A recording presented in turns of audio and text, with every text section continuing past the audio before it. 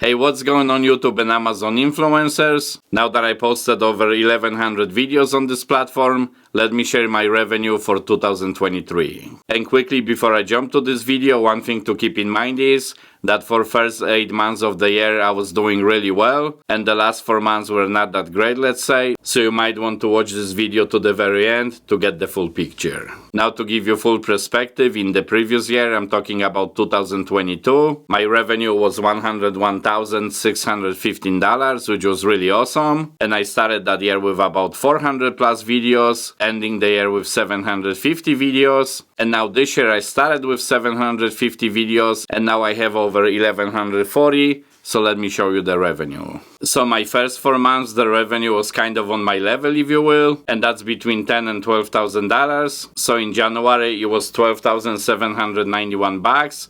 Then in February, it lowered slightly to $9,770. Then in March, the revenue was almost $11,000. And then April, almost $12,000. But it was really exciting in May, because I make over $16,000. That was literally insane, but it gets even better. So in June, my revenue was $12,719. However, in July, the revenue jumped to over $24,000. And that was so insane to me actually, that I waited for the payment to come through, which is obviously 2 months later if I wasn't actually dreaming. Now the August revenue was good too, which was $11,000.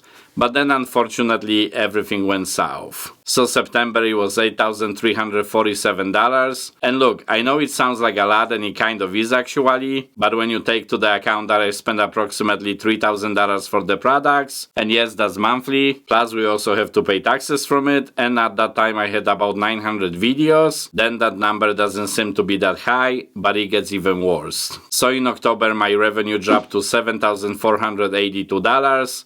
I was kind of disappointed, to be honest. I started to be a little bit worried with this program, obviously. And then November revenue was almost $13,000, which sounds kind of good, right? And almost $12,000 in December.